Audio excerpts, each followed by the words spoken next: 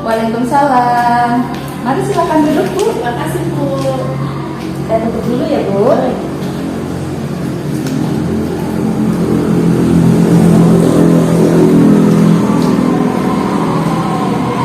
Perkenalkan, Bu, nama saya Ida Akri. Saya bertugas di klinik ini, Bu. Ya, sebelumnya dengan Ibu siapa? Bu Tika. Ibu Tika. Ya, Ibu, kesini ada keluhan apa ya, Bu? Iya, Bu. Saya tuh hamil, Bu. Tapi anak saya itu masih kecil. Berarti ini kehamilan keberapa, Bu? Saya catat. Anak kedua. Oh, anak kedua. Usianya berapa sekarang, Bu? Anak yang pertama? Anaknya baru 2 tahun kurang. Iya. Oh, iya. Lalu riwayat menstruasi Ibu seperti keluarnya teratur atau tidak, Bu, Ibu? Ya, teratur setiap bulan pasti mens. Setiap bulan pasti. Kemudian setiap tanggal berapa, Bu? Setiap tanggal 3. Ya paling maju mundurnya itu tanggal 3, nanti tanggal 4 atau tanggal 2 kayak gitu sih, Bu. Sehari berapa kali ganti kembali, Bu? Ya tergantung kan, kalau dari awal-awal itu paling 2-3 kali. Tapi kalau udah mau habis ya paling 1 kali, terus pakai pembalutnya juga yang kecil-kecil gitu. Biasa ya, Bu, ya keluarnya. Kemudian keluar mens terakhir kapan, Bu? Jadi terakhir itu bulan kemarin masih head, Bu. Masih Iya, tapi bulan ini udah enggak. Iya, aku sudah cek sendiri kok ternyata positif. tadinya itu menggunakan KP apa, Bu? Kecil. Oh, kekil. Apakah teratur, Bu? Ya minumnya sih teratur, tiap hari minum, Bu. Tapi cuman kok Pernah lupa? iya sekali itu lah, kok itu hamil, bisa hamil, padahal kata bu bidannya dulu kan suruhnya tiap hari, terus tiap pagi-pagi kayak gitu kan. Nah itu saya itu minumnya ya pagi, kadang rada siangan dikit gitu, Bu. Terus pernah sekali lupa, nah itu kok jadi hamil. Seperti itu, Bu, ya. Terus ini ibu hamil itu ada kesulitan atau tantangan nggak yang maksudnya dialami setelah ibu tahu hamil? Ya saya sebenarnya nggak pengen hamil, Bu. Saya pengen, ya saya bingung lah, anak saya masih kecil, sayanya bekerja, suami bekerja, lalu yang ngomong siapa? Jadi, Bu, kemudian harapan ibu gimana tentang kehamilan ini? Ya saya sebenarnya ya pengen nggak jadi ibu. Seperti itu, Bu. Ya, Bu. Nah, begini, Bu, di sini saya akan menjelaskan tentang kehamilan yang tidak diinginkan, ya, Bu, ya. Jadi kehamilan yang tidak diinginkan itu kehamilan yang tidak dikehendaki, baik karena waktu yang tidak tepat atau memang tidak diinginkan, Bu. Kehamilan ini terjadi pada perempuan yang sudah menikah karena terjadi kegagalan KB seperti tadi Ibu ya, menggunakan pil tapi maksudnya gagal ya, Bu, ya. Bisa. Kemudian ada beberapa alasan kehamilan yang tidak diinginkan, Bu, pada perempuan usia subur seperti Ibu. Contohnya, 1, tidak sesuai dengan perencanaan, waktunya itu terlalu cepat, Bu, seperti tadi ya. Berarti kan ibu anaknya umur berapa? 2 tahun. 2 tahun. Kemudian hamil lagi ya, Bu, ya. Kan belum berharap hamil lagi ya. Kemudian jarak kehamilan terlalu dekat, sama ya, seperti tadi.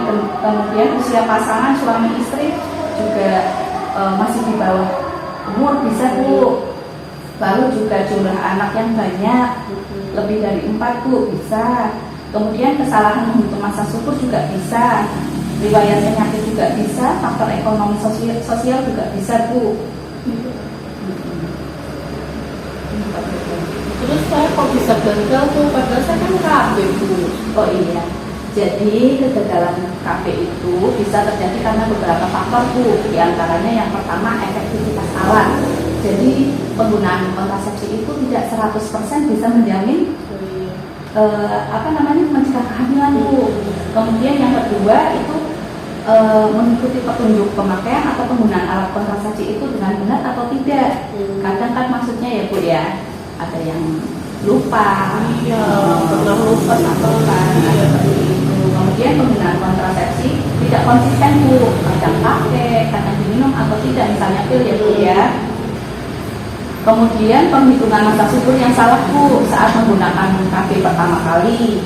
Lalu kesalahan penggunaan alat kontrasepsi misalnya lah itu tadi pil lupa, kemudian kondom bocor itu juga bisa menjadi penyebab gagal KB Bu. Iya.